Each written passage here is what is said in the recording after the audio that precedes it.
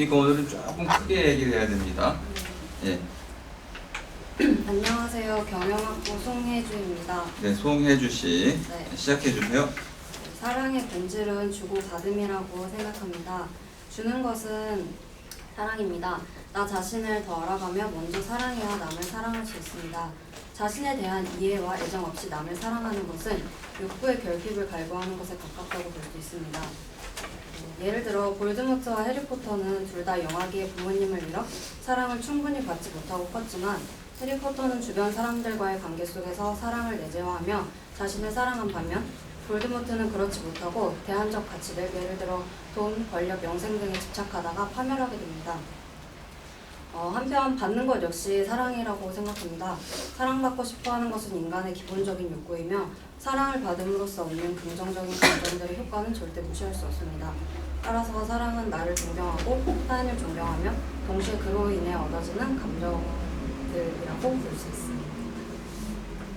혹시 어떤 보기를 가지고 설명해 주실 수 없을까요? 받는 경우에. 받는 네. 그냥 기본적으로 그냥 남녀 간의 사랑을 받고 주고 받음에 있어서 얻어지는 사랑을 하면 긍정적인 호르몬이 나온다고 네. 하잖아요. 그렇죠. 네, 그런 식으로 감정적인 것들도 무시할 수 없는 사랑의 본질 중에 하나라고 생각합니다. 네, 제가 사실 여러분께 뭐랄까 기대했던 대답 중에 하나는 뭐냐, 호르몬 얘기 같은 거였어요. 사랑의 호르몬이라는 것이 있는데 모든 동물에게도 있는 거죠. 그럼 사랑의 호르몬이 있다면, 만일 사랑의 호르몬을 로봇에게 주입할 수 있다면은 그 로봇도 사랑에 빠질 수 있겠죠.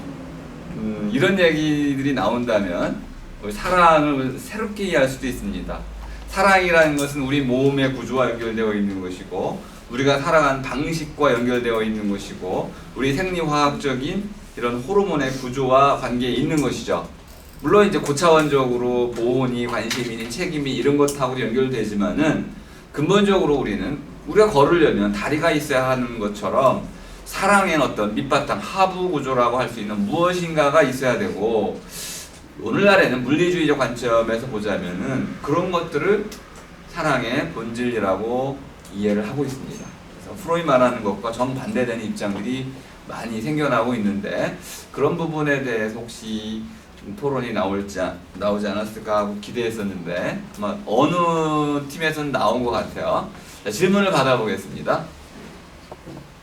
혜주 씨가 사랑은 주고 받는 모두를 합쳐야 된다.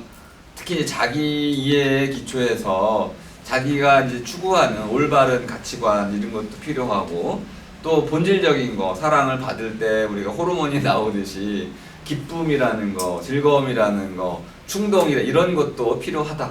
그래서 사랑을 받을 때 우리가 행복감을 느끼듯이 이런 주고 받음이라는 구조 위에서 사랑이 이루어지는 것이다 라고 보는 입장이었습니다.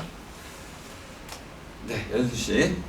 그러면은 사랑의 감정이 다른 사람한테 받음으로써 형성되는 거라고 생각하시는 거예요? 내재되는 감정이 아니고? 네? 그 사랑의 감정이 타인한테 받아서 형성이 되는 감정으로 생각을 하시는 거고요. 이제 자연적으로 내재되는 감정이 아니고 그냥 형성되는 감정이라고 생각하시는 거예요? 사랑이 스스로 내재된 그 감정의 발산, 감정이 이렇게 사랑이란 감정이 생겨나서 사랑을 하게 되는 거냐, 아니면 사랑이라는 것이 이렇게 받아서 그것이 나에게 전달되는 것이냐, 이렇게 물으신 것 같습니다. 저는 사람마다 조금 차이가 있다고 생각하는데요. 그렇지만 보통 사람들이 태어나자마자 자신의 자아를 인정하면서부터 태어나지는 못하잖아요. 좀 사회 속에서 커가고 성장하면서 자신을 사랑하게 되고, 그리고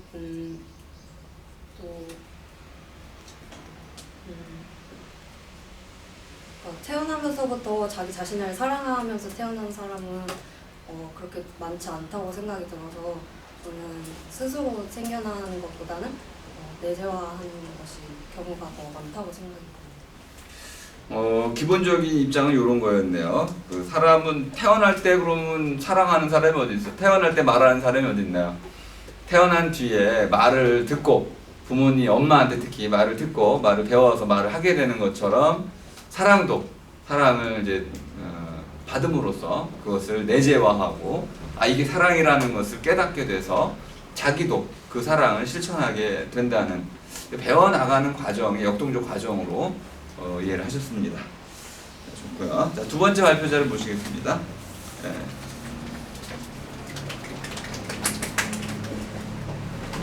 팀원들의 격려의 박수를 받았습니다. 자기소개를 먼저 해주시고. 글로벌 서비스학부 김태은입니다. 네? 글로벌 서비스학부 김태은입니다. 김태은 씨, 네. 시작해 주세요. 나는 사랑의 본질은 주는 것이라고 생각한다. 먼저 사랑을 두 가지, 넓은 의미의 사랑인 박애와 좁은 의미의 사랑인 연애로 나누겠다. 넓은 의미의 사랑인 박애에 대해 박예와 뭐요? 연애. 연애. 네네. 에 대해 많은 명사들은 봉사활동과 기부를 권유하며 남에게 사랑을 줄 때 자신의 스스로가 충만해진다고 한다. 이는 이번 논제인 사랑의 본질은 주는 것이라에 부합한다. 둘째로 좁은 의미의 사랑인 연애에서는 이러한 생각이 상대적으로 조금 옅어진다. 사랑을 받을 때 비로소 행복해진다고 생각하기 때문이다. 그러나 프롬은 사랑은 자신의 소중한 것을 주는 것이라 했다. 실생활 속의 예를 들면 애인에게 열심히 만든 도시락을 줬을 때 상대방이 기뻐하는 걸 보며 느낀 감정이 상대방이 내게 무엇인가 줬을 때보다 더 오래 기억난다. 받는 것에 사랑을 초점을 시킨다면 결국 보상에 대한 기대 심리가 작용된 계산적인 감정이라고 생각한다. 그러므로 프롬이 얘기한 진정한 본질적인 사랑은 두 가지 의미의 사랑에서 모두 주는 것이라고 생각된다. 도시락을 만들어 준 적이 있나 보네요. 없어요?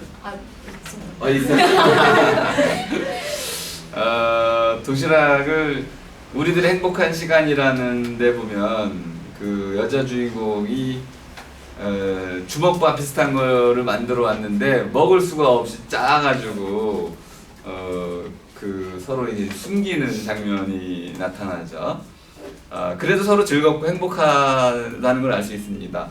도시락을 만들어 줬더니 상대도 행복하고 나도 행복하고 그게 사랑이지 않겠습니까? 라고 표현을 하셨는데요.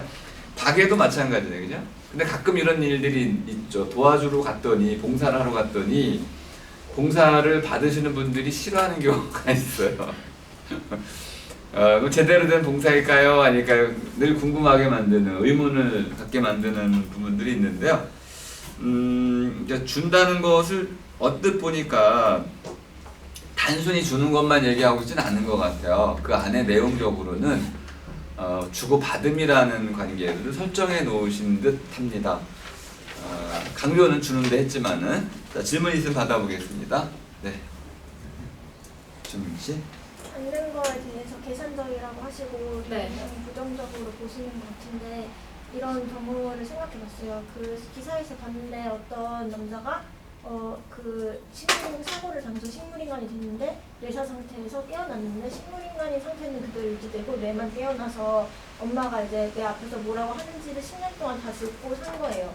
근데 이제 그 엄마가 자기 아들 앞에서 네가 죽었으면 좋겠다 이렇게까지 말을 하기도 했는데 그거에 불구하고 남자가 나중에 그 식물인간 상태에서 깨어나서 자기 의사를 표현할 수 있을 때 그런 얘기를 들었지만 그래도 엄마에게 사랑을 느꼈다. 나는 지금 엄마를 사랑한다 이렇게 얘기를 했는데 그 사람은 자기의 의사를 표현할 수도 없는 상황이었고 엄마한테 무조건 받기만 하는 상황이고 그리고 가끔 받을 때 그런 너가 죽었으면 좋겠다 이런 저주 같은 걸 받기도 했는데 그럼에도 불구하고 엄마한테 사랑을 느껴서 받는 것만으로도 사랑을 느끼고 감사할 수 있는 그런 상황도 있다고 생각했고 특히 이 같은 경우에는 계산적이라고 말할 수 없다고 생각하거든요. 그래서 혹시 이런 사례에 대해서는 어떻게 생각하시나요? 저는 우선 계산적인 사랑을 부정적으로 본 게 아니라 그런 사랑의 진정한 그런 순수한 본질은 우선 주는 것에 시작한다고 생각해갖고 우선 주고 받는 것을 좀 부정적으로 본 건 아니지? 저의 의견은 그냥 주는 것을 진정한 사랑이라고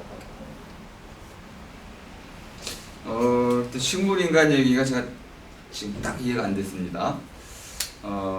뇌사하면 그냥 죽는 거고요. 식물인간은 뇌와 우리 몸 사이에 이렇게 시그널이 끊겨가지고 듣는지 안 듣는지 아예 몰라. 확인할 길이 없어서. 또 이 뇌가 살아있을지라도 밖으로 표현할 길이 없어. 눈도 깜짝할 수가 없으니까. 그래서 그거는 뇌사와 전혀 구분되는 현상이고요. 식물인간인 경우에 보통 사람이 그 식물인간 상태에 있는 사람은 들을 수가 있습니다. 근데 들었을 경우 나중에 깨어나가지고 엄마가 그런 말 했지 근데 그거는 엄마의 고통, 그죠? 그 고통이 너무 커서 한 말이야. 10년 동안 나를 이렇게 보살펴 주었구나. 해서 이제 뭔가 계산을 해본 거죠, 그죠? 내 고통에 대한 엄마의 그 고통과 그리고 사랑의 크기를 비교해봤더니 사랑이 훨씬 컸다.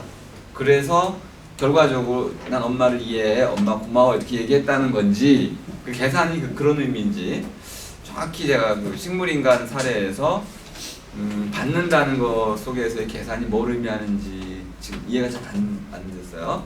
그래서 아마 우리 태은 씨도 어떻게 대답해야 될지 망설였을 것 같은데 혹시 더 설명할 수 있나요?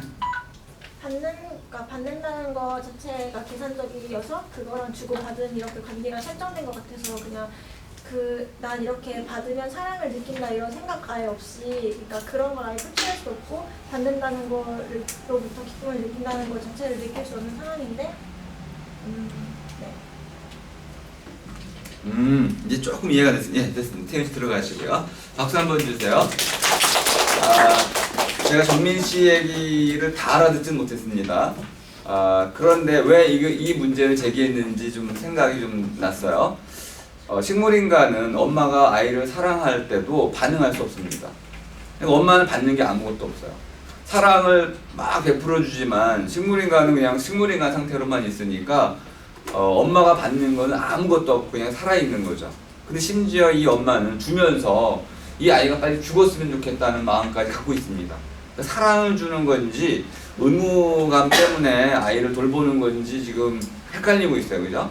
그럼에도 불구하고 이제 근본적으로는 엄마가 아이를 사랑하고 있다고 아이가 믿은 거죠. 그랬을 경우 그 엄마에게도 이런 아이에 대한 이제 사랑이 여러 종류, 계산적인 거, 저주, 또 사랑, 의무 여러 가지가 복합되어 있는 거 아닌가.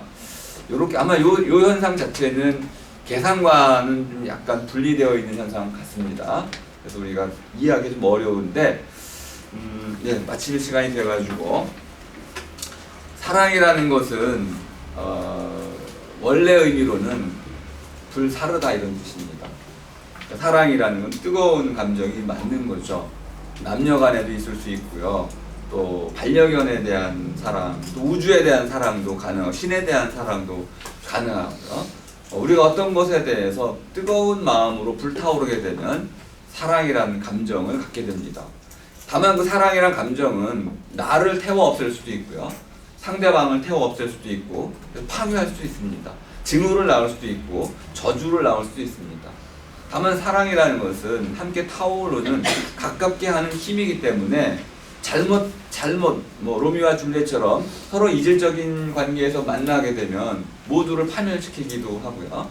제대로 만나 불타오르면 빛이 되어서 세상을 밝히기도 하고요. 또 이렇게 차갑고 냉정한 사회 속에서 사랑하게 되면 그 사회를 따뜻하게 만드는 힘도 갖고 있어요. 변화의 힘도 있지만 파괴의 힘도 갖고 있는 것이죠.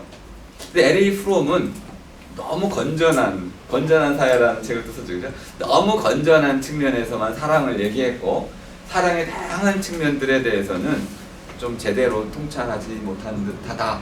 그러니까 보호와 책임이라는 관점, 존경이라는 관점에서는 사랑의 긍정적인 측면을 잘 보였지만은 보다 사랑의 적극적인 측면, 본질적인 측면이라고 말할 수 있는 숨겨진 측면들이 있잖아요. 이런 호르몬 차원이라든지 육체적 차원이라든지 감정적 차원이라든지 뜨거움의 차원이라든지 프로이드가 말하는 콤플렉스의 차원, 내가 갖고 있지 못한 것에 대한 강렬한 소유욕 이런 것들, 또 공격성 이런 것들은 설명이 좀 안 돼가지고 사랑의 본질을 오직 주는 것으로 보는 것은 사랑의 본질을 좀 왜곡하는 것 같다라는 게 제 생각인데요.